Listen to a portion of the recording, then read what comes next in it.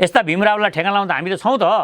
यहाँ हामी जस्ता मान्छेहरूले भीमरावलाई ठेगान लाउने छँदैछौँ। यस्ता यी दलाल यहाँका अरू पनि नेता छन्। भीमराव मात्रै एउटा मान्छेको नाम किन भन्ने, अरू धेरै यी दलालहरू छन्, यी सर्प नचाउनेहरू धेरै छन्। र भीमरावल अब गृहमन्त्री पनि हुन्छन्। भीमरावलको कुरलाई बार्गेनिङ राष्ट्रवादी थियो त्यो बेला मैले भनेको हो। भीमरावल भनेको कुर्सीको लागि कराएका हुन्। जो कराइरहेका थिए कि यो एमसिसीका यस्तो भयो मलाई केही पनि थाहा छैन भन्थे, तिनी परराष्ट्र मन्त्री के हुँदाखेरि नै यिनले या गृहमन्त्री के थिए नि, त्यो बेला नै यिनले क्याबिनेटमै यिनलाई स्पष्ट थाहा छ त्यो प्रस्ताव आएको। यिनले यो देशका जनतालाई बेवकुफ बनाइरहेका थिए। यो मैले 1000 बार यो देशका जनताहरूलाई सम्झाएँ कि यिनका छोरालाई इन्डियाले पढाएको छ, यिनका छोरा यिनीहरूलाई डक्टर इन्डियाले बनाएको छ, यिनी माधव नेपालको पुच्छर हुन्। माधव नेपालको पुच्छर भएको नेता कसरी राष्ट्रवादी हुन सक्छ? किनभने माधव नेपाल भनेको इन्डियाको दलाल हुन्, यो सबैलाई थाहा छ। यो घाम जत्तिकै छर्लङ्ग छ भनेपछि यिनीको राष्ट्रवाद भनेको एउटा यो लप्पन छप्पन गर्ने र यो देशका जनताहरूलाई झुक्क्याउने भन्दा बढ्ता केही पनि थिएन। यो एउटा बहानाबाजी थियो। यिनले बार्गेनिङ गरिरहेका थिए खड्ग ओलीसँग पदको, र अब यो मिलेको छ। यिनी अब केही न केही मन्त्री हुन जान्छन्। सम्भवतः यिनी गृहमन्त्री हुनेछन्।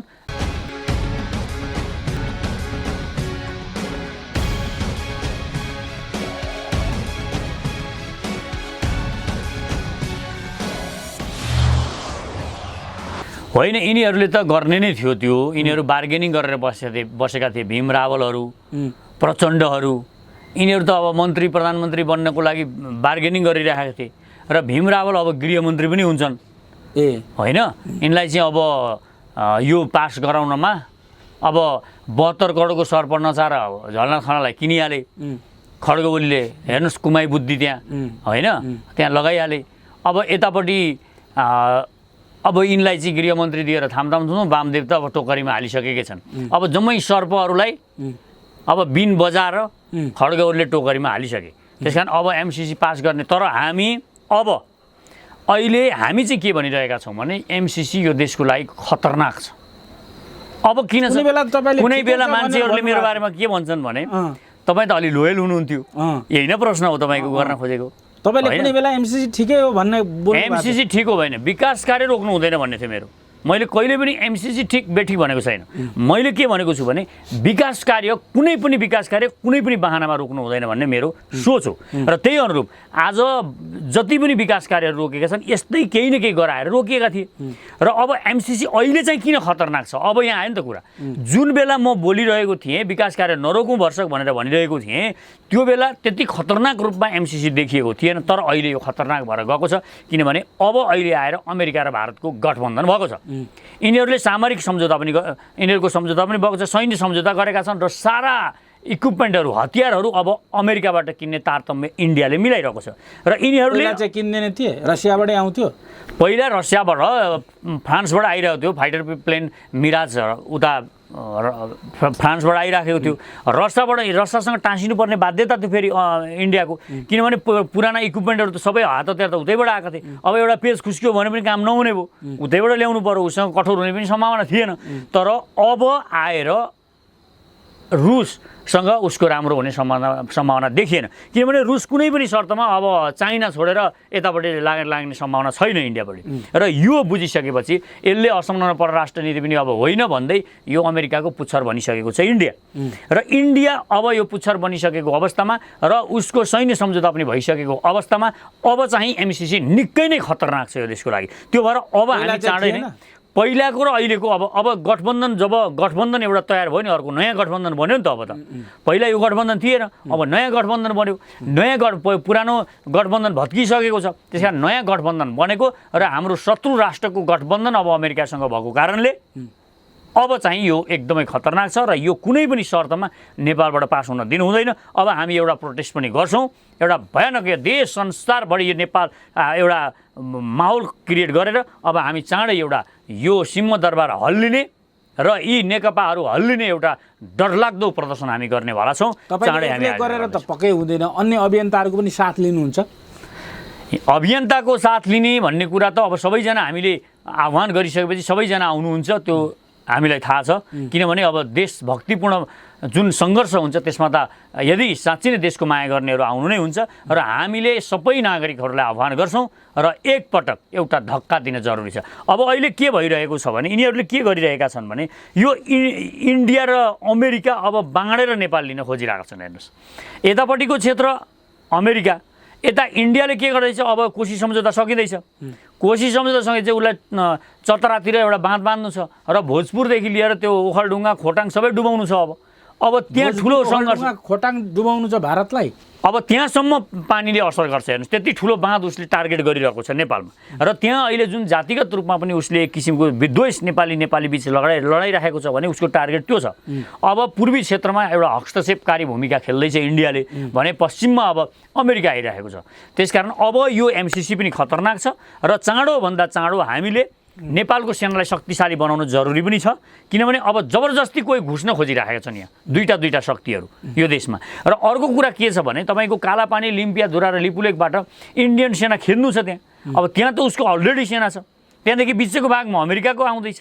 अमेरिकाको सेना नआए पनि अमेरिका आउँदैछ भनेपछि उसका अप्रत्यक्ष रूपमा सेना पनि आउँछन् र यतापट्टि चाइनाको कुरा छैन। नेपाल नै अब बाँडचुँड गरेर यहाँ लिने जस्तो स्थिति आइसक्यो। यो चाइनाको कुरो छैन। चाइनालाई त यिनीहरू हल्लाउन पनि सक्दैनन्। चाइनाको पुच्छर त यिनीहरूले अब पुच्छर पनि हल्लाउँछ। नेपाललाई बाँडचुँड गरेर लिने अवस्था कसको? चाइना र भारतको होइन, अमेरिका र इन्डियाको यो पो आइसक्यो त। अब यिनीहरूले जुन सम्झौता गरे त्यसपछि फ्यालेस्टिन बनायो त्यस्तै नेपालको कुनै भूभागलाई त्यस्तो बनाउने त्यो बिचक अहिले नै देखिँदैछ कि पश्चिममा तपाईँ इन्डिया छँदैछ, उसले आफ्नो सेना हाम्रो भूमिमा राखेकै छ, त्यहाँबाट हामीले हटाउँछ र हामीले नेपालको सेनालाई किन शक्तिशाली बनाउनुपर्छ भनिरहेका छौँ भने अब त्यो क्षेत्रबाट हामीले इन्डियालाई लखेट्यौँ भने कतै भएर अर्को अमेरिकन सेना पो त्यहाँ आएर बस्ने हो कि यो पनि अर्को डरलाग्दो स्थिति सिर्जना भएको छ। अब त कालापानी र लिम्पियाधुरा लिपुलेकमा अमेरिकन सेना आएर बस्ने हो कि भन्ने सम्भावना पनि देखिँदैछ। यो अर्को सम्भावना देखिएको छ। त्यसकारण हामीले गण्डक क्षेत्रमा यो क्षेत्रमा आउँछ भनेर मात्रै भ्रममा पर्नु हुँदैन।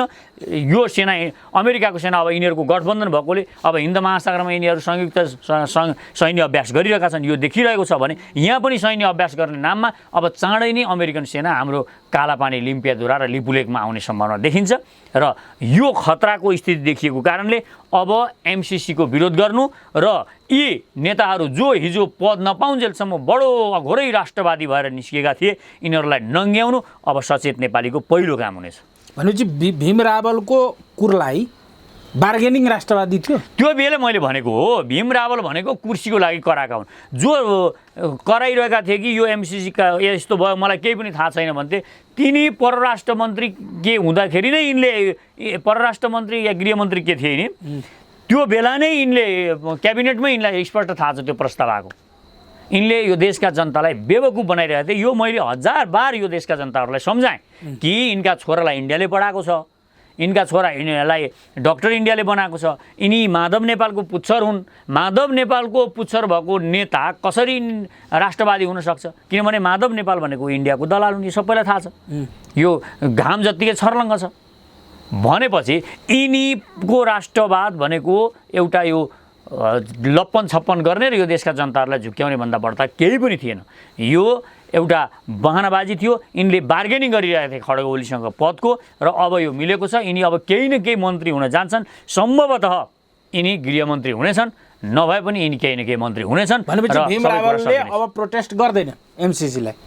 यसो बोल्दै गर्छन् मन्त्री नआइन्जेल त बोल्नु पर्यो नि त। अब अहिले पनि होइन म कहाँ हुँ, म राष्ट्रवादी नै हुँ भन्छन् अलिक दिन त। तर अन्ततः त्यही हो, मन्त्री हुन्छन्, सिद्धियो खेल। यिनको खेल त्यहाँ गएर सिद्धिने हो। वामदेवको खेल सिद्धिसक्यो। अब यिनी राष्ट्रिय सभातिर जान्छन्, उता मन्त्री सन्त्री हुने यही हो, अब अर्थमन्त्री हुन्छु कि भनेर कुद्छन्। त्यस पछाडि अब झलनाथ खनाल 72 करोडमा सर्प नचाका नचाइ हुन्छन्, सिद्धियो। अनि एमसिसी पास हुन्छ, शेरबहादुर र खड्ग ओली मिल्छन्। प्रचण्डलाई पनि अब प्रधानमन्त्री कार्यकारी दिन्छु भनेर भ्याकै छ। पास हुनु हुँदैन, तर यिनीहरूले एमसिसी पास गर्छन्। एमसिसी पास हुनु अब चाहिँ हुँदैन। अब यो घातक छ, यो देशको लागि घातक छ। अब कुनै पनि शर्तमा यो पास हुनु हुँदैन र सबै नेपाली जनताहरूले सम्पूर्ण पास हुन्छ भन्नुहुन्थ्यो, अहिले फेरि पास हुनु हुँदैन भन्छ। तपाईँको फेरि कहाँ कुरा मिलेन? अलि बुझ्नु भएन। मेरो इन्टरभ्यू तपाईँले ल्याएको थियो, तपाईँले कुनै इन्टरभ्यू छ तपाईँसँग फुटेज छ, भोलि योसँग फुटेज राख्नुहोस् त मैले कहाँ हुन्छ भनेको छु। ल भोलि यही इन्टरभ्यूमा तपाईँ फुटेज राखेर देखाउनुहोस् कुनै तपाईँले भेटेको छ भने। मैले के भनेको, मैले त्यो बेला के भनेको छु भने विकास कार्य रोक्नु हुँदैन, चाहे जसुकैबाट आओस्। यदि हामी लिँदैनौँ भने अनुदान कुनै पनि नलिउँ, संसारका कुनै पनि राष्ट्रको अनुदान नलिउँ। अनुदान भनेपछि त उसले आफ्नो लान्छ।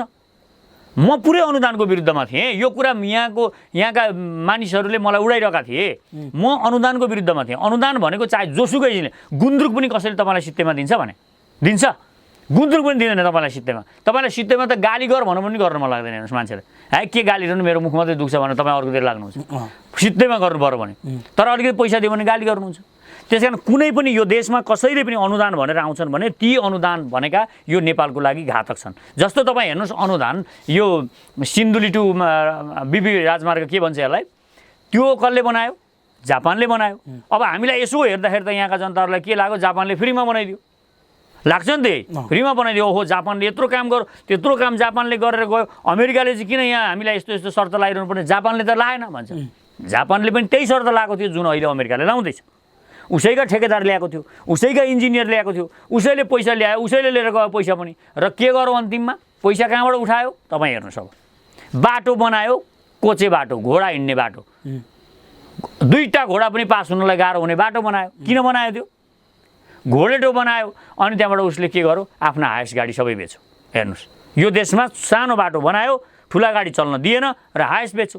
त्यसकारण हायस बेच्नलाई उसले अरबौँको हायस बेच्यो, बाटो बनायो। अब हामीलाई के लाग्यो? पैसा त उसले 90% 70% पैसा त पहिले गइसक्यो थियो। 30% भन्दा बढी अरू 50% उसले के गर्यो? हायस बेचेर उठायो। त्यस कारण यो भ्रममा नपर्नुहोस्। पहिला म नेपाली नागरिकहरूलाई अनुरोध गर्छु, कसैका पनि अनुदानहरू स्वीकार नगरौँ। मैले यो भनिरहेको हो पहिला पनि, र अहिले म के भन्छु भने एमसिसी यो अनुदान हो, यो पनि स्वीकार नगर। ऋण लिउँ, गोर्खाली छोराले ऋण लिएर बनाउँछ देश, तपाईँको सस्तो ब्याजमा ऋण लिउँ, कुनै पनि शर्त नमानौँ, आफ्नो खुसीले बनाऊ। तर यी दलाल नेताहरू छन्, त्यसको लागि हामीले पर्खिनुपर्छ। सचिन नेपालीको सरकार आउनुपर्छ। अब 2 वर्ष पछाडि त हाम्रो सरकार बन्छ। त्यसकारण हेर्नुहोस् हामी कसरी यो देश बनाउँछौँ। यस्तो तरिकाले देश बन्छ? बन्दैन। अनि मागेर देश बन्छ? मागेर धनी भएको कोही मान्छे छ दुनियाँमा देख्नु भएको छ तपाईँले? हुँदैन। त्यसकारण नमागेर देश बन्छ। तपाईँले पौरख गरेर देश बनाउने हो। यो देशका संसारभरिका युवाहरूले यो देशमा आएर जुन दिन पौरख गर्न थाल्नुहुन्छ तब मात्र यो देश बन्छ। यो देशका बाटाहरू बन्छन्, यो देशका हाइड्रो पावर बन्छन्, यो देशका यी विभिन्न लाइनहरू बन्छन्। अन्यथा गाह्रो छ। जस्तै तपाईँले इङ्गित गर्नुभयो, गुन्द्रुक पनि कसैले फ्रीमा दिँदैन। बिपी राजमार्ग जापानले बनाइदियो, त्यस बाबत उनले अरबौँको हायस गाडी बेचे, आफ्नो पैसा घुमाउरो तरिकाले उठाए, होइन? उद्देश्य त्यही हुन्छ। भनेपछि एमसिसी मार्फत जुन विकासको प्रोजेक्ट आउँदै थियो त्यसबाट पनि केही हुन सक्छ। अब युरेनियमतिर टार्गेट छ भन्ने कुरा आयो मुस्ताङको। हेर्नुहोस्, तपाईँ अब डायमन्ड चिन्नु भएन भने त तपाईँको लागि त त्यो ढुङ्गा हो कि होइन? अब यो कथा लामो हुन्छ भन्दाखेरि त एउटा किसानले अब अलिकति जोड दिउँ यो कथा पनि। अब किनभने रातिको समय छ, तपाईँ पनि रातभर 12 बजीसम्म बसे भइहाल्यो, हामी अब यहाँ बसेकै छौँ दुईजना। एउटा किसान, अफ्रिकाको एउटा किसानले सुनेछ एक दिन हिराको बारेमा, डायमन्डको बारेमा सुनो। डायमन्डको बारेमा सुनिसकेपछि उसले, एउटा डायमन्डको व्यापारी आयो, उसले सुनायो उसलाई, हेर भाइ तिमी किसानी गरेर बसेका छौ, एउटा डायमन्ड यो कान्छी अम्लो जति यति मात्रै डायमन्ड भेट्यौ भने यो पुरै गाउँ किन्न सक्छौ तिमीले। यो अम्लो जति डायमन्ड भेट्यौ भने त तिमी एउटा राज्य किन्न सक्छौ। डायमन्डको खोज गर्नुपर्छ भनेर त्यो डायमन्ड व्यापारीले भनिदियो। अब उनलाई नसा लागेको किसानलाई डायमन्ड किन्नु पर्यो, डायमन्ड अब खोज्नु पर्यो भनेर उनले खेत बेचेर हिँडे डायमन्डको खोजी गर्न हिँडे। अनि खेत बेच्नुभन्दा अगाडि एउटा ढुङ्गो पनि भेटेछन्, त्यो ढुङ्गो ल्याएर यसो बारदलीमा राखे। अब खेत बेच्नु छ, उनले एउटा अर्को किसान खोजे ओरे बेचे, खेत बेचेर ऊ हिँडे त्यो किसान। यद्यपि यो स्टोरी धेरै मोरल साइन्स पुग्समा छ, धेरै छ, तैपनि यो बडा राम्रो स्टोरी छ यो। अब बेचेर हिँडिसकेपछि उनले एक दिन अब खोजे, कहीँ अब कस्तो भेट्ने भेट्ने कुरा आएन, भेटेनन् पनि, र उनले एक दिन आत्महत्या गरेर मरे। ती किसान मरे। एक दिन तिनै जसले त्यो किसानलाई डायमन्डको बारेमा बताएका थिए ती फेरि त्यो गाउँमा आएछन्। यो के गरेछ हौ, यसले के डायमन्ड खोज्यो कि खोजेन, यो हिँड्यो कि हिँडेन भनेर बुझ्न आउँदाखेरि त उनको घरको बारदलीमा त यत्रो एउटा डायमन्ड राखिरहेको रहेछ। अरे कहाँबाट आयो डायमन्ड? ल यसले पत्ता लगाएछ है डायमन्ड, यो किसानले खोजेछ अब चाहिँ भनेर गए। अनि जाँदाखेरि घरको किसान छ, के हो भनेको, यो कहाँबाट ल्याएको भनेको, ऊ आयो फिरोज आयो भने आएको छैन, ऊ त आत्महत्या गरेर मरिसक्यो, यो खेत त मैले किनेँ। अनि यो कहाँ भेटेको भनेको, उसैले ल्याएर राखेको थियो, मलाई त केही पनि थाहा छैन। अनि कहाँबाट ल्याएको थियो, ऊ त्यहाँ त्यस्ता त कति छन् यो खेतमा भन्दाखेरि गयो खेतमा हेर्न जाँदाखेरि त उसको खेतमा पुरै डायमन्ड रहेछ। हेर्नुहोस्, पुरा डायमन्ड उसको खेतमा रहेछ। र त्यो किसान जसको खेतमै डायमन्ड थियो उसले चिनेन, आत्महत्या गरेर मर्यो। अब हाम्रो हालत पनि यही छ। हेर्नुहोस्, हाम्रो हालत यही स्थिति छ। हाम्रो जमिनमा डायमन्ड छ, हामी हिरा मोती डायमन्ड यो सुन यो हरेक थोक यो देशमा अद्भुत अद्भुत यो पदार्थहरू यहाँ छन्। यो हिमालय हो। हिमालय भनेको त्यस्तो क्षेत्र हो जहाँ जडीबुटीदेखि लिएर यहाँ पदार्थ यो जुन चिजहरू छन् यो त्यति अद्भुत अद्भुत कुरा छन्। अब यो यहाँबाट लुटिन्छ। यो कसै न कसैले त लुट्नु छ। फेरि कोही न कोही अमेरिकाले भएन भने रुसले लुट्छ। कसै न कोही त आउँछ। किनभने यहाँका नेता त यिनै हुन् दलालहरू। यिनीहरूले त केही गर्नेवाला छैन। यिनीहरूलाई त 10 करोड रुपियाँ लगेर कतै स्विस ब्याङ्कमा राखिदियो भने त खन्डुस खाने भनिहाल्छन्। यिनीहरूलाई केही मतलब छैन। अनि यस्तै कोरोनाको जस्तो आतङ्क मचाउँछन् एउटा के त्यहाँ त विस्फोट भयो के भयो भन्छन् ओर्छन् जनतालाई आतङ्क मचाउँछन् जम्मै चिजहरू सेना लाएर घेरिदिन्छन् अनि काम जारी हुने त्यही हो। त्यसकारण यसरी यो देशलाई अब चाँडै नै एउटा नयाँ कोर्समा देश जाँदैछ भनेको देश खतरामा पर्दैछ। त्यसको लागि नै अब यो देशका नागरिकहरूले सचेत हुन जरुरी छ र अब सचेत नेपाली त्यही भएर यो सचेत नेपाली हामी यसरी युवाहरूलाई जोड्दैछौँ कि यी सबैका कर्तुत काला कर्तुतहरू अब युवाहरूलाई यो देशका नागरिकहरूलाई हामी बताउन चाहन्छौँ। यी देशका जो नेताहरू छन् यिनीहरू यसरी भ्रष्टाचार गरिरहेका छन्। यिनीहरू यसरी देश लुटिरहेका छन्। चौतर्फी यो जसरी सकिन्छ जो जहाँबाट जति सक्छ त्यसरी लुटिरहेको छ। यो हामी यो देशका नागरिकलाई बताउन चाहन्छौँ। नेपाली जनताको धेरै ठुलो आशा थियो हाम्रो भीम रावलप्रति, तर जसै पार्टीले निर्णय गर्यो एमसीसीको पक्षमा उनी चु बोलेन। पहिलो कुरा तपाईँ भ्रममा नपर्नुहोस्, केही आशा पनि थिएन भीम रावलप्रति। कम्युनिस्टप्रति यो संसारमा कसैले आशा छैन। अब यो संसारबाट कम्युनिस्ट भन्ने यो मार्क्सवादी दर्शनै फेलियर भइसकेको छ जुन हामी भनिरहेका छौँ। के को आशा हुन्छ? त्यही दर्शन गलत दर्शन बोकेर यो संसारमा तपाईँ हिँड्नुहुन्छ। गलत दर्शन बोकेर मार्क्सवाद भनेको के हो? मार्क्सवाद भनेको निषेधको निषेध राजनीति गर्ने। अब यो पुरै फेलियर भइसकेको छ। जब आइडियोलोजी फेल हुन्छ तब मान्छेले हतियार बनाउन थाल्छ हेर्नुहोस् संसार क्याप्चर गर्नलाई। आइडियोलोजी फेल भयो मार्क्सवाद उसले पनि हतियारमा विश्वास गर्यो। अनि लोकतन्त्रको यो पुँजीवादी अर्थतन्त्र पुँजीवाद सबै फेल भयो। त्यसैले अमेरिकाले हतियार बनायो। परमाणु बम किन बनाएको? व्हेल माछा मार्न बनाएको हो। बाघ भालु मार्न बनाएको परमाणु बम। मान्छे मार्ने त हो नि अन्तिममा त त्यही होइन मान्छे मार्ने। यी अहिलेका दर्शन मार्क्सवादी दर्शन छ यो पनि फेलियर भइसकेको छ। अर्को कुरा लोकतन्त्रवादी जुन अमेरिकाले प्रतिनिधित्व गर्छ त्यो पनि फेलियर भइसकेको छ। र अध्यात्मवादी दर्शन जुन धार्मिक राज्यहरू चलाएका छन् तिनीहरू पनि फेलियर भए। जम्मा 3टा दर्शनले संसार चलेको छ। त्यसैका विङहरू छन् विभिन्न। यी दर्शनहरू 3टै फेल भएकोले हामीले सचेत नेपालीले सर्वपहिचानवाद लिएर आएका छौँ। सर्वपहिचानवादले हामी सत्ता क्याप्चर गर्छौँ भन्नुको मतलब हामी अब सत्ता लिन्छौँ। जनतालाई हामी यिनीहरूको भण्डाफोर गर्छौँ। जनतालाई हाम्रा कुराहरू बुझाउँछौँ। त्यस पछाडि हामी नागरिक समाजवाद लागू गर्छौँ। नागरिक समाजवादमा हरेक भ्रष्टहरूलाई हामी कारबाही गर्छौँ। यो देशका भ्रष्टहरूलाई हामी जेलमा 1000 नेता 1000 कर्मचारी जेलमा हुन्छन्। त्यसबाट हामी नागरिक समाजबाट हामी अन्ततः हामी यस्तो एउटा खुसी सुखको समाजमा निर्माण गर्छौँ जसलाई हामीले समतावाद भनेका छौँ। हामी समतावादमा पुग्छौँ। त्यसैले अब यो आइडियोलोजीले संसार चलाउने हो। यो हामी नेपालमा देखाउँछौँ। त्यस पछाडि यो आइडियोलोजीले संसार चल्छ। जब यो सचेत नेपालीले ल्याएको आइडियोलोजीले जब संसार चल्न थाल्छ तब भातृत्वको प्रेमको मानवताको कुरा चलाउने कोसिस गर्दै हुनुहुन्छ। जसरी मार्क्सवाद भनियो जसरी लोकतन्त्र पुँजीवाद भनियो त्यसरी नै एक दिन सर्वपहिचानवाद नागरिक समाजवाद यो संसारभरि लागू हुन्छ। र समतावाद अन्ततः समतावाद भनेको समतावादमा के हुन्छ भने जसरी मार्क्सवादीहरू साम्यवाद भन्छन् जसरी लोकतन्त्रवादीहरू समाजवाद भन्छन्। समतावादको कुरा गर्दै हुन्छ कुनै बेला हतियार ल्याउने देशमा सेना बलियो बनाउने हतियारकै कुरा गर्नुहुन्थ्यो तपाईँ। फेरि यो त अहिले पनि भन्ने हो। जसले जे भाषा बुझ्छ त्यसलाई त्यही भाषामा भन्ने हो। यो संसारका यी अहिले जति पनि राज्य छन् यिनीहरू शक्तिको भाषा मात्र बुझ्छन्। यिनीहरू शक्तिको भाषा बुझ्ने भएकोले तपाईँ एउटा गधासँग तपाईँ गधाको भाषामा बोल्नुभयो भने मात्र त्यसले बुझ्छ। तपाईँको भाषा त बुझ्दैन। हेर्नुहोस् त्यस कारण त्यो अप्रिय भाषा हुन्छ। त्यस कारण यिनीहरूले बुझ्ने भाषा भनेको शक्तिको भाषा हो। अहिले अरू भाषा यिनीहरू बुझ्दैन। यिनीहरूलाई दर्शनको पनि मतलब छैन आइडियोलोजीको पनि मतलब छैन। त्यस कारण हामीले जसले शक्तिको भाषा बुझ्छ त्यसलाई अब इन्डियालाई अहिले सम्झाउनुको लागि के गर्ने? शक्ति चाहियो। नभए त अहिले हामीसँग वार्ता गर्थ्यो नि त उसले शक्ति नभएको बेला गर्दैन। किनभने यसलाई जब जुन दिन यो नेपालको सेनालाई हामी सर्वशक्तिमान बनाउँछ सचेत नेपालीले हाम्रो सरकार आइसकेपछि जब सर्वशक्तिमान यो सरकार बन्छ सेना बन्छ तब वार्ता गर्न आउँछ। इन्डिया नाकाको चालले आउँछ हामीसँग वार्ता गर्न। त्यसकारण जब जुन दिन हामीसँग यी हिमालय यी हाम्रा रेन्ज क्षेपास्त्रहरू हुन्छन् मिसाइलहरू हामी राख्छौँ त्यो मिसाइल राखेपछि त्यसले बोलाउँछ इन्डियालाई वार्ता गर्न। यो भनेको हामी भिड्न जाने होइन बोलाउने हो। त्यसकारण यो जसले जे भाषामा बोल्छ त्यही भाषामा बोल्ने हो। तपाईँ अहिले यति हुनुहुन्छ तपाईँ र म यतिको बोल्दाखेरि तपाईँ राम्ररी सुनिराख्नु भएको छ। अब अलि परको मान्छेलाई बोल्नु पर्यो भने कसरी योभन्दा साह्रो कराउनु पर्यो परेन? अझ परको मान्छे भने माइक लाउनु पर्यो। धेरै मान्छे छ भने माइक लाउनु पर्यो। त्यस कारण जो जे बोल्छ जसरी सुन्छ त्यसरी नै बोल्नुपर्ने हुन्छ। यिनीहरू शक्तिको भाषा बुझ्छन् त्यही भएर मैले शक्तिको कुरा गरेको। यिनीहरूले आइडियोलोजी बुझ्दैनन् र यिनीहरूको आइडियोलोजीलाई मात गर्नको लागि हामीसँग विश्व दर्शन आएको छ। एक दिन यही सर्वपहिचानवादमा, यही नागरिक समाजवादमा, यही समतावादमा एक दिन अक्सफोर्ड र क्याम्ब्रिजमा पिएचडी हुनेछ, पिएचडी गरिनेछ।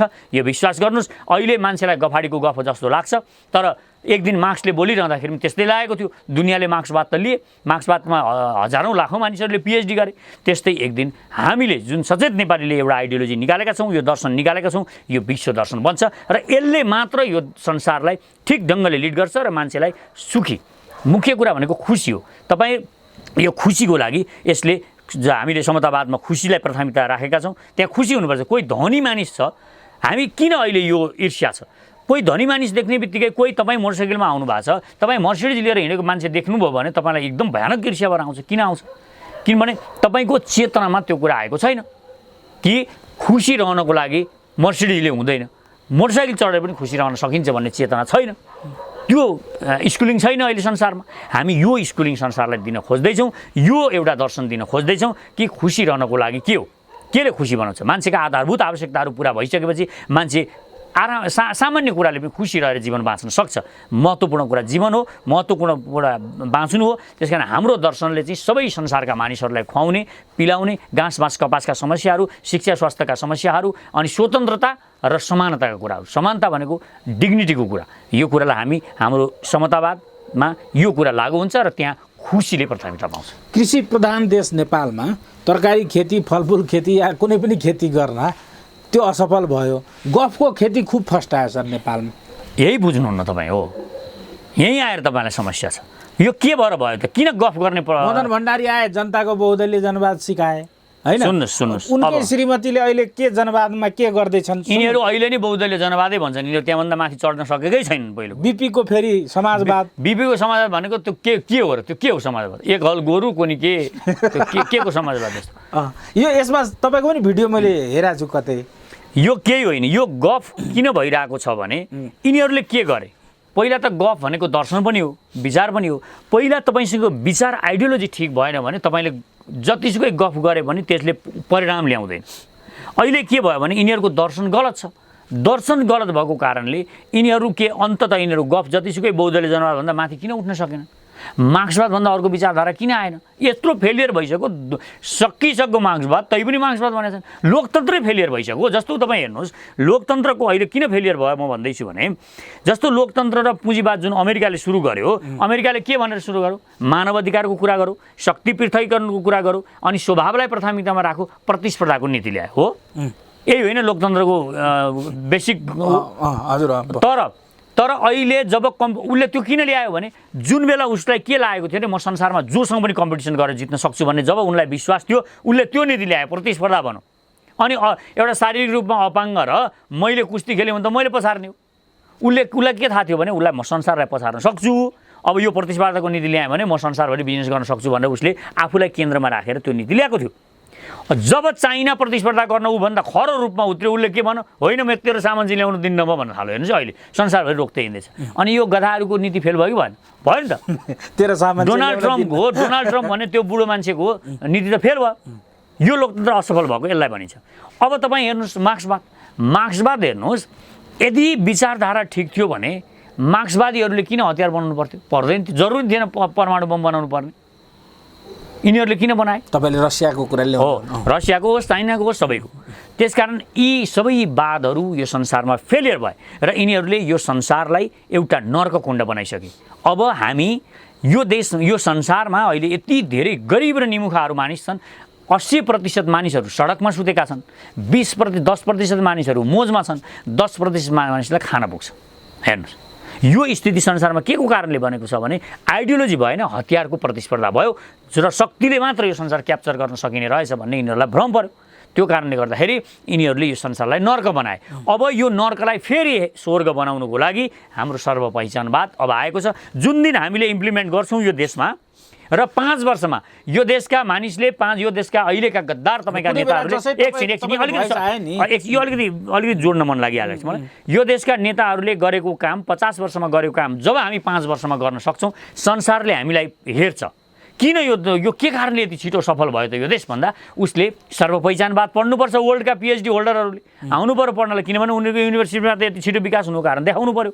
उनीहरूले आएर हाम्रो सर्वपहिचानवाद, हाम्रो नागरिक समाजवाद अनि हाम्रो समतावाद अध्ययन गर्छन्। यहाँ आएर अध्ययन गर्छन् र त्यो उनीहरू संसारभरि पढाउँछन्। त्यस पछाडि विभिन्न देशमा यो वादलाई टेकेर क्रान्तिहरू, राजनैतिक क्रान्तिहरू हुन थाल्छन्। त्यो इन्डियामा हुन थाल्छ, त्यो अरू देशमा हुन थाल्छ, बङ्गलादेशमा हुन्छ, पाकिस्तानमा हुन्छ। यी क्रान्तिहरू हुन थाल्छन् र सर्वपहिचानवादले विश्व मान्यता प्राप्त गर्छ। त्यसरी हामी यो आइडियोलोजी कुनै साधन दर्शन लिएर आएका छैनौँ। यो हाम्रो नेपाल भूमि भनेको वैचारिक भूमि हो, यो विचारको भूमि हो।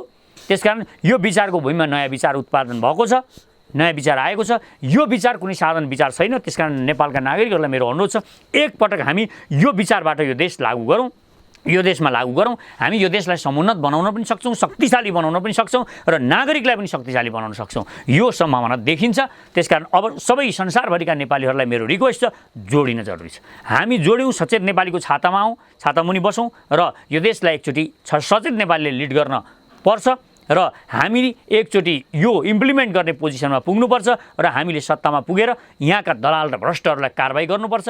हामी यसो गर्न सकेको खण्डमा मात्र हामीले उन्नति गर्न सक्छौँ, नभए हाम्रो सार्वभौम सत्ता र अखण्डतामाथि नै खतरा पर्ने सम्भावना छ। कुनै बलात्कृत महिला प्रहरीको न्याय माग्न गयो अनि फेरि प्रहरीबाटै बलात्कृत भयो भने ऊ फेरि कहाँ जाने त? त्यो अवस्था छ जनताको। यसलाई देख्यो, यो भएन, ऊ कहाँ गयो, ऊ भएन, यो पनि दलाल नेता, त्यो पनि दलाल नेता, त्यो पनि दलाल। सारा फ्रस्ट्रेट भइसक्यो नि जनता अहिले। किन दलाल भए? सबै आइडियोलोजी गलत छ। तपाईँको हातमा सत्ता आयो भने तपाईँ दलाली गर्नुहुन्न, यसको ग्यारेन्टी के छ? ग्यारेन्टी के छ भने पहिलो कुरा चेक एन्ड ब्यालेन्समा नागरिकहरूले सबै पहिला कुरा नागरिकले ध्यान दिनुपर्छ क्या। हामीले के गऱ्यौँ भन्दाखेरि हामीले भोट हाल्यौँ। पहिला यो एकदम ध्यान दिनुहोस् क्या तपाईँले। भोट हाल्यौँ, भोट हालिसकेपछि हामी सुत्यौँ। होइन, भोट हाल्यौँ अनि सुत्यौँ हामी। यिनीहरू भोट हालेर जिते नि, तपाईँले नहाले पनि त भोट त हाल्यो नि त कसैले कसैले त। भोट हाल्यौँ, भोट हालेर यिनीहरूले जिते अनि हामी चाहिँ गएर घरमा सुत्यौँ, यिनीहरूलाई छाडा छोड्यौँ। यिनीहरूले के गरे? पहिला त सालीको छोरो ल्याए, सम्धी ल्याए, अनि घरबेटी ल्याए, छोरी ल्याए, बुहारी ल्याए, आफ्ना वरिपरि राखे। त्यस पछाडि आफ्नो समुदाय राखे, त्यस पछाडि आफ्नो पार्टीका मानिसहरू राखे, अरूटे भरुटे दलालहरू तिनीहरूलाई राखे र यिनीहरूले सत्ता त्यसरी क्याप्चर गरे। र हामी चाहिँ के गर्यौँ? सुतेकै भयो। हामी वास्तवमा चाहिँ हाम्रा नेताले भोट हालेको छ, राम्रै गर्छन् होला भन्यो। यसो गरेर छाडा छोड्नु हुँदैन। कुनै पनि मानिस बिग्रिन सक्छ, पुण्य पर्साई पनि बिग्रिन सक्छ। त्यसकारण पुण्य पर्साई बिग्रिन्छ कि भनेर सचेत रहनुहोस्। चेक एन्ड ब्यालेन्समा राख्नुपर्छ, छाडा छोड्नु हुँदैन। जतिखेर पनि पुण्य पर्साईसँग तपाईँहरू रहनुपर्छ, जतिखेर पनि तपाईँहरूले आवाज उठाएको हुनुपर्छ नागरिकहरूले। मलाई भोट हालेर तपाईँ सुत्ने होइन। लोकतन्त्र भनेको इन्भल्भमेन्ट हो। हामी सँगसँगै नागरिकहरू पनि नेता सँगसँगै हिँड्नुपर्छ। यिनीहरूलाई छोड्यौँ भने साधारण जनताले भीम रावलसँग यसरी फेस टु फेस क्वेसन गरेर यसरी तत्तर मम गऱ्यो भने भीम रावलको सेक्युरिटीले छोड्छ उसलाई? त्यो होइन, अलिकति अबुझाइ भयो। सिस्टममा जान्छ नि तलैदेखि। तपाईँको गाउँकोलाई गाउँकोले गर्छ, यहाँकोलाई गर्नेमै छन् नि। हामी छौँ न। हामी के मूर्ति बसेको हो? यस्ता भीम रावललाई ठेगान लाउन त हामी त छौँ त। यहाँ हामी जस्ता मान्छेहरूले भीम रावललाई ठेगान लाउने छँदैछौँ। यस्ता यी दलाल यहाँका अरू पनि नेता छन्। भीम रावल मात्रै एउटा मान्छेको नाम किन भन्ने? अरू धेरै यी दलालहरू छन्, यी सर्प नचाउनेहरू धेरै छन्। त्यसकारण यी सर्प नचाउनेहरूलाई हामीले जतिखेर पनि खबरदारी गरेको हुनुपर्छ। मेरो मतलब के हो भने जनता लोकतन्त्र भनेको खबरदारी गर्ने ठाउँमा हरेक बखत खबरदारी गर्नुपर्छ, छाडा छोड्नु हुँदैन। मानिसलाई चेक एन्ड ब्यालेन्समा राख्नुपर्छ, नभए मान्छेको अहङ्कार कुनै पनि बेला जाग्न सक्छ क्या। मान्छे कुनै पनि बेला बिग्रिन सक्छ। तपाईँ 1000 रुपियाँमा बिग्रिनु नहोला, तपाईँलाई किन्न नसकेला, 1 लाखमा किन्न नसकेला, तपाईँलाई 50 लाख दियो भने त किनिहाल्छ। त्यसकारण कुनै मान्छेको हरेक मान्छेको मूल्य छ, यो कुरा बिर्सनु हुँदैन। हरेक मान्छेको मूल्य छ। त्यसकारण हरेक मान्छेलाई चेक एन्ड ब्यालेन्समा राख्नुपर्छ। र हामीले के गर्न खोजेका छौँ हामीले चाहिँ भने कुनै पनि हाम्रो पदमा कोही पनि मान्छे वडाध्यक्ष होस् या प्रधानमन्त्री होस्, पछि हाम्रो त्यहाँ हामी सेक्रेटरी उसको मान्छेलाई राख्न दिँदैनौँ, हामी पार्टीबाट पठाउँछौँ। त्यसो भएपछि के हुन्छ? सेक्रेटरी उसलाई सबैभन्दा सजिलो हुन्छ भ्रष्टाचार गर्नलाई। उसको सालीको छोरो राखेपछि त, उसको सानो भाइको छोरो राखेपछि त, छोरी राखेपछि त उसलाई भ्रष्टाचार गर्न सजिलो हुने भयो। यो पहिला रोक्नुपर्छ। आफन्तलाई नाताहरूलाई छेउमा पनि आउन दिनु हुँदैन। अहिले मसँग पनि पार्टीमा मलाई पनि केन्द्रीय सदस्य बनाउनु पर्यो भन्ने यत्तिकै छन्। सचेत नेपाली पार्टीको केन्द्रीय सदस्य बनाउनु पर्यो भन्ने मेरा नातेदारहरू छन्। तिमीहरू मेरो छेउमा कहिले पनि भुनमुनाउने काम छैन। मबाट धेरै दूर रहनु। फ्यामिलीको कुनै प्रोग्राम भयो भने छेउछाउमा बसेर कुरा गरौँला। राजनीतिक कुरोमा दूर रहनु भन्छु म। किन? यिनीहरूले हो पछि बिगार्ने। सबैभन्दा पहिला यिनै मेरा परिवारका मान्छे अहिले पार्टी बनाउने बेलामा 1 रुपियाँ पनि दिँदैन यिनीहरू, चिया पनि खुवाउँदैन। हट मेरो खड्ग ओलीको मान्छेले थाहा पायो भने त भोलि मलाई पार्टीबाट निकाल्छ होला, ठेका दिँदैन होला भनेर डराउँछन् अहिले सचेत नेपालीको मान्छे पुग्यो भने। केही पनि गर्दैन। पछि सबभन्दा पहिला यिनै नातेदारहरू आइपुग्छ। तिनीहरूले नै भ्रष्ट पार्ने हो मलाई। त्यसकारण यिनीहरूलाई छेउमा आउन दिनु हुँदैन र कुनै पनि नेताको छेउमा जब उसको छोरो साली भेना को आउन थाल्छन् तब सिद्धियो नेता सिद्धियो। अहिले यो देश यस्तै कारणले सिद्धिएको छ। दलालहरूले पुरै क्याप्चर गरेका छन् यो सत्ता। त्यसकारण हामीले देश बचाउने भनेको चाहिँ देशमा हामी युवाहरूलाई लिएर जान चाहन्छौँ र युवाहरूलाई पनि हामी यत्तिकै फेरि छोड्दैनौँ। Check and balance. र अर्को कुरा हामी के गर्दैछौँ भने हामी नैतिक शिक्षाको लागि हामी धार्मिक गुरुहरूलाई हायर गर्दैछौँ। हिन्दू धार्मिक गुरुहरू, बुद्धिस्ट गुरुहरू, बोन धर्मका गुरुहरू, किराँत धर्मका गुरुहरूलाई हामी हायर पनि गर्दैछौँ र उहाँहरूलाई हाम्रो टिममा हामी जहाँ जान्छौँ उहाँहरूलाई अब नैतिक शिक्षाको लागि हामी रिक्वेस्ट गर्छौँ र नैतिक शिक्षा हाम्रा जताततै नैतिक शिक्षाको प्रबन्ध पनि हामी मिलाउँदैछौँ। र भोलि हामी सरकारमा पुगिसकेपछि हरेक कर्मचारीहरूलाई भ्रष्टहरू अति नै भ्रष्ट छन् तिनीहरूलाई थुन्छौँ र अरू जो वास्तवमा ठिकै छन् तिनीहरूलाई हामी नैतिक शिक्षा यस्ता धार्मिक गुरुहरूबाट नैतिक शिक्षा दिन्छौँ। नत्र तपाईँ अख्तियारले हेर्नुहोस् 1000 रुपियाँ खायो भनेर एउटालाई समाएर एकजना मान्छेले आत्महत्या गरेन। 1000 रुपियाँ खायो घुस भनेर समाएर लगेर थुनेर तिनले बिचारा खाएकै होइन र चाहिँ आत्महत्या गरेर मरे, मेरो अपमान भयो भनेर। हेर्नुहोस् यस्ता अख्तियारमा त यिनीहरूले आफ्ना मान्छे लगेर भ्रष्टहरूको जो भ्रष्टाचार गरिसकेका कर्मचारी तिनीहरूलाई बचाउने ठाउँ भयो क्या त्यो चाहिँ। गोकुल बास्कोटा, गोपाल खड्का, आयल निगमको भ्रष्टाचार, गोकुलजीको सब तामेलीमा राखिदिए हाम्रो नवीन घिमिरेजीले अख्तियारमा त हो। हिजोको भ्रष्टहरू जोगाउने ठाउँ र भ्रष्टहरूलाई जोगाउन र भ्रष्टहरूलाई बच्न अख्तियारमा पुग्छन्। त्यसकारण अख्तियार भनेको यो अहिले सबैभन्दा पहिला हामी चाहिँ के गर्छौँ भने पछि स्वतन्त्र नागरिक आयोग, एउटा राष्ट्रिय नागरिक आयोग बनाउँछौँ। यो अख्तियारभन्दा माथि बनाउँछौँ हाम्रो सरकार भइसकेपछि र पहिला यो अख्तियारमा आजसम्म को बसे यिनीहरूको छानबिन गर्छौँ हामी। अख्तियारमा अहिले बसेका छन् नि त यिनीहरू, यहाँका प्रमुख आयुक्तहरू को छन्, यिनीहरूको भ्रष्टाचारका फाइल हामी निकाल्छौँ, यिनीहरूको सम्पत्ति पहिला छानबिन गर्छौँ हामी यो अख्तियारमा बसेकाहरूको। यिनीहरूको छानबिन गरिसकेर अनि मात्र त्यसपछि हामी अरूमा हात हाल्छौँ। पहिला यिनीहरूलाई खेद्न जरुरी छ, यिनीहरूलाई समाउन जरुरी छ। यिनीहरूको भ्रष्टाचार जुन अद्भुत सम्पत्ति यिनीहरूले यो अख्तियारमा आयुक्त भएर बसेर जोडेका छन् यिनीहरूलाई छदाउन जरुरी छ। यिनीहरूलाई नछदाइकन त्यहाँबाट सुरु गर्नुपर्छ। ठिक छ पुण्य सर, तपाईँले अब एमसीसँग रिलेटेड थुप्रै होइन बुदागत रूपमा त्यसलाई चाहिँ केलाउनु भयो। अब एमसीसी पास गर्ने एउटा क्याम्पेन छ, अब पास हुन नदिने तपाईँको क्याम्पेन हुनसक्छ। कस्तो खालको हुन्छ त्यो क्याम्पेन? अब हामी अलिकति अहिले सिचुएसन बदलिएको अवस्था छ होइन। मान्छेले जुनसुकै बेला विरोध गर्ने भनेर विरोधमा उफ्रिने अनि जुन बेला गर्नुपर्ने हुन्छ त्यो बेला चाहिँ नगर्ने, यस्तो देशमा छ होइन। बिकिसक्ने त्यो बेलासम्म सबै बिकिसक्ने। हामीले अध्ययन गऱ्यौँ, हामीले थाहा पायौँ र अब अहिले चाहिँ अब साँच्ची नै अब यो एमसीसीलाई खारेज गर्नुपर्ने अवस्था छ। किनभने भारत र इन्डिया र अमेरिकाको टाइअप भएको छ। अब यिनीहरूले सैन्य सम्झौता गरेका छन्। यो स्थितिमा आएको कारणले गर्दाखेरि अब यो डरलाग्दो अवस्थामा पुगेको कारणले अब मलाई कहाँसम्म केही मानिसहरूले, मेरा साथीहरूले के भनेका छन् भने ब्रिटिस भुपो आर्मीहरू साथीहरू पनि यहाँ हुनुहुन्छ हाम्रो, उहाँहरूले के भन्नु अब एमसीसी पास हुने हो, अब त म देश छोडेर हिँड्ने हो कतै भन्ने अवस्थासम्म यहाँ सिर्जना भइसक्यो। कति मानिसहरूले यो देश छोडेर हिँड्छन् अब एमसीसी पास भइसकेपछि, किनभने ग्यारेन्टी छैन मान्छेलाई। अब जीवनको पनि ग्यारेन्टी भएन, उसले के लागू गर्दैछ त्यो पनि थाहा भएन र कुन बेला के गर्ने हो त्यो पनि पत्तो भएन होइन। यो रणभूमि रणमैदान बनाउने टार्गेट अन्तर्गत भइरहेको छ। र अब हेर्नुहोस् यो एमसीसीले फेरि नेपाललाई मात्रै होइन इन्डिया पनि 10 टुक्रा हुन्छ यसैको कारणले। किनभने अब चाइना पनि चुप लागेर त बस्दैन। अब चाइनाको पनि सेना त वरवर आउन थालिसक्यो होइन। अब त्यो कारणले गर्दाखेरि यो अपडेट छ तपाईसँग? यो अवस्थामा हामीले तपाईँले वरवर आउन थालिसक्यो भने त्यो अपडेट छ होइन। सेनाको भर्खरै त अब तपाईँले समाचार त सुनिराख्नु भएको छ नि।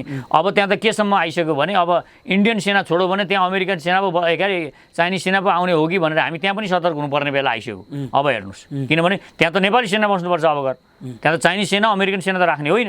यहाँ अब त्यो कालापानी लिम्पियाधुरा र लिपुलेकमा अमेरिकन सेना बस्छ। तपाईँहरूलाई भ्रम पारिएको छ कि यहाँ बस्छ होला, गण्डकीमा आउँछ, कुनै यहाँ पोखरामा आउला, यहाँ एयरपोर्ट अर्को बनाउन आँटो भन्ने भ्रम छ यहाँका मानिसहरूलाई। होइन, अब त्यहाँ 10,000 सेना त्यहाँ एउटा क्याम्प बन्छ। अब ठुलो चाहिँ शिविर अब त्यहाँ रहन्छ र त्यसको पैसा पनि अब इन्डियाले खर्च गर्छ। हेर्नुहोस्, अब अमेरिकन सेनालाई त्यहाँ इन्डियाले राख्छ, त्यो एरियामा जसरी जापानले अमेरिकी सेना राखेको छ आफ्नो देशमा। त्यो त दोस्रो विश्वयुद्धदेखि नै रहेको हो त्यहाँ होइन। त्यो हटाउन कति प्रयास गर्यो अमेरिकाको सेना हटाउनलाई जापानले सकेको छैन हेर्नुहोस्। एउटा प्रधानमन्त्री बनेका पनि थिए हटाउँछु भनेर बिचरा प्रयास पनि गरे, तर तेरो सबै व्यापार अमेरिका हुने सबै बन्द गरिदिन्छु भनेपछि उनले चुप लागेर बस्नु पर्यो। अहिले संसारभरि यो छ। अहिले जुन खर्च अब यो धान्न पनि गाह्रो भइसकेको छ अमेरिकालाई हेर्नुहोस्। उसको यो सैन्य यो हुन त जापानमा बसेको सेनाको जापानले नै खर्च गर्छ, थाइल्यान्डमा बसेको थाइल्यान्डले, जहाँ बस्यो उसको त्यसरी छ, उसलाई त सजिलो भइराखेको छ। तर अब यो धान्न अमेरिकालाई गाह्रो भइरहेको छ र अमेरिकाको अर्थतन्त्र पनि जर्जर भइसकेको छ। यो अवस्थामा अब इन्डिया अब त्यो केही सेना ल्याएर 50,000 सेना, अहिले अमेरिकाको खेल भनेको 50,000 सेना अब कालापानी, लिम्पियाधुरा र लिपुलेकमा त्यो भारतको सँगै अब त्यहाँ एउटा अमेरिकन सेना बस्दैछ। 50,000 सेना आउँदैछ चाँडै। यो कुरा तपाईँले नोट गरेर राख्नुहोस्। हामीलाई यताउता भ्रम पारिएको छ र एमसिसीले यो खेल खेल्दैछ र एमसिसी र यो इन्डिया र अमेरिकाको यो किसिमको अहिले रणनीति बनेको छ। यो एकदम खतरनाक भएर अब तेस्रो विश्वयुद्धको स्थिति हाम्रो सिर्जना हुन सक्छ। तेस्रो विश्वयुद्ध नेपालबाट, हिन्द महासागरबाट, अब जे होस् एसियाबाट। अब उनीहरू त आफ्नो भूमिमा लड्न चाहँदैनन्। युरोप र अमेरिका आफ्नो अब कुनै पनि युद्ध आफ्नो भूमिमा गर्न चाहँदैनन् यिनीहरू। त्यसैले यिनीहरूले जापानदेखि लिएर एसियादेखि लिएर सारा यहाँ सेना राखेका छन्।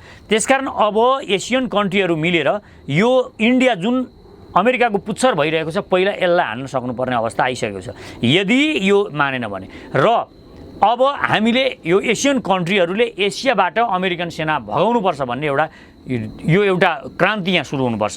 पुरै एसियाबाट अमेरिकालाई भगाओ भन्ने, अब भगाउनु पर्यो भन्ने यो आन्दोलन सुरु गर्नुपर्छ। यो जापानले पनि, यो इन्डियाले पनि, यो जति पनि यहाँका कन्ट्रीहरू छन् सबैले अब अमेरिकन सेना, कुनै पनि अमेरिकन सेना एसियामै नराख्ने, अमेरिकालाई खेद्ने एउटा नीति ल्यायो भने, जसरी भीमसेन थापाले अङ्ग्रेजलाई एसियाबाट खेदौँ भन्ने एउटा अभियान सुरु गर्नुभएको थियो। अब भीमसेन थापाको त्यो नीति अहिले फेरि अब यो एसियनले मान्नुपर्छ र चाइना, जापान र यी अरू कन्ट्रीहरू सबै मिलेर अमेरिकालाई एसियाबाट लखेड्नुपर्छ। अरू उपाय छैन। नत्र यहाँ एउटा ठुलो युद्ध हुनेवाला छ। त्यो युद्ध यति भयानक हुन्छ र त्यसको असर हामीलाई पर्छ, अमेरिकालाई केही पनि पर्दैन। अमेरिका सैन्य रूपमा उसले यहीँ लड्ने भइसकेपछि उसका पूर्वाधारहरू जस्ताको तस्तै हुन सक्छन्। उसका पूर्वाधारहरू नबिग्रिन सक्छन्। उसले यहाँबाट सिधै अमेरिकालाई चाइनालाई हान्न पाएपछि चाइनाका पूर्वाधारहरू बिग्रिने भए, हाम्रा बिग्रिने भए। त्यस कारण उसको चिज जस्ताको जस्तै हुने भयो र उसको अर्थतन्त्र एउटा ठुलो लडाइँ यहाँ गरायो भने उसको अर्थतन्त्र फेरि सबल हुने भयो। यो खेल अमेरिकाले खेल्दैछ, यो बुझ्न जरुरी छ। भनेपछि एमसिसीको आडमा तेस्रो विश्वयुद्धको तयारी होइन, यो तयारी त उसले गरि नै रहेको छ। यहाँ मात्र होइन, हिन्द महासागरदेखि लिएर सारा चाहिँ मङ्गोलियादेखि लिएर सारातिर उसले तयारी गरिरहेको छ। जापानमा सेना राखिरहेको छ। तपाईँ जहाँसुकै उसको सेना छ नि त अमेरिकाको त। तपाईँ दक्षिण कोरियामा त्यत्रो सेना छैन त, त्यति धेरै सेना राखिरहेको छ। अब दक्षिण कोरिया, जापान, चाइना, इन्डिया यिनीहरू मिल्न जरुरी छ। तर इन्डिया मिल्दैन। इन्डियालाई एउटा डर छ। त्यस कारण पहिला अब इन्डियालाई ठेगान लाउन जरुरी छ, किनभने अमेरिकाको पुच्छर अब इन्डिया हो। इन्डियालाई ठेगान लगाइसकेपछि यो एसियाबाट सबै मिलेर अमेरिकन सेनालाई लखेड्नुपर्छ र युरोपलाई नै पुरै लखेडे पनि हुन्छ यहाँबाट। अब यिनीहरूको यहाँ राखेर बिजनेस, यिनीहरूको उद्देश्य यहाँ बिजनेस गर्ने, शक्ति आर्जन गर्ने, पैसा लाने र हतियार बेच्ने, यो मात्र खेल हुन्छ यिनीहरूको। एउटा युद्धको तयारी गर्दैछ अमेरिका, भयानक युद्धको तयारी गर्दैछ। यसमा संसार वर्ल्डले सचेत हुन जरुरी छ भन्ने हाम्रो सोच हो। यो हाम्रो सचेत नेपालीको सोच हो। त्यसबाट बच्न जरुरी छ। त्यस कारणले एमसिसीलाई रोक्नै पर्छ। पहिल्यै रणभूमि चाहिँ हाम्रै किन बनाइहाल्ने? अब पहिला यिनीहरू लडेर उतै बाहिरै लडुन्, हाम्रो भूमिभन्दा बाहिरै लडुन् यिनीहरू। त्यो अवस्था हामीले सिर्जना गर्नुपर्छ। एमसिसी रोक्न जरुरी छ। त्यस कारण हामी चाँडै नै एउटा आह्वान गर्दैछौँ। एउटा निकै नै एउटा शक्तिशाली क्रान्ति अब आन्दोलन यहाँ गर्न जरुरी छ र त्यो आन्दोलनको हामी आह्वान गर्छौँ। र सबै नागरिकहरूलाई हाम्रो रिक्वेस्ट छ, तपाईँहरू सबै अब एकजुट भएर यो एमसिसीको विरुद्धमा अब मैदानमा उत्रन जरुरी छ। पुण्य प्रसाई सर, एमसिसीदेखि लिएर हामीले त्यसको भित्री कुराहरू खोतल्ने प्रयास गऱ्यौँ। अब आगामी दिनमा चाहिँ हजुरको विचारहरू यसरी नै सम्प्रेषण गर्दैछौँ। अहिलेलाई यति गरौँ। हवस्, धन्यवाद। यहाँलाई पनि धन्यवाद। यो राति पनि आएर यहाँ बसेर कुरा गर्न पाइयो, यो राम्रो कुरा भएको छ र म संसारभरिका सचेत नेपालीहरूलाई मेरो अनुरोध छ, अब जोडिनुको विकल्प छैन। सचेत नेपाली भनेको वास्तवमा एउटा आइडियोलोजी लिएर, एउटा राजनीतिक नयाँ दर्शन लिएर, विश्वकै लागि एउटा नयाँ दर्शन लिएर आएको छ। यो नेपालको लागि अति नै उपयोगी छ, किनभने हामीलाई यहाँ पहिचानको राजनीति गर्ने, यहाँ विदेशीहरूले हामीलाई फुटाउने टुटाउने जुन खेल खेलिरहेका छन्, यो पहिचान गर्न पनि हामीले जरुरी छ। र यो आवश्यकता देशले अब नयाँ कोर्समा जान खोजिरहेको छ देश। त्यसकारण अब हामीले एउटा नयाँ थट लिएर नि अगाडि बढ्नुपर्छ। पुरानो सोचले यो देश चल्दैन। हामी सचेत नेपाली भनेको अन्तिम आशा हो। अब यी पुराना दलहरूबाट, पुरानो विचारहरूबाट, पुरानो दर्शनबाट यो नेपाल लिड हुन सक्दैन, नेपालको नेतृत्व हुन सक्दैन। त्यसकारण सचेत नेपालीले जुन दर्शन लिएको छ यसमा जोड्यौँ र अगाडि बढौँ। यसको छातामुनि वास्तवमै यो नेपालको कल्याण हुनसक्छ भन्ने हामीलाई विश्वास छ। हवस् त, धन्यवाद।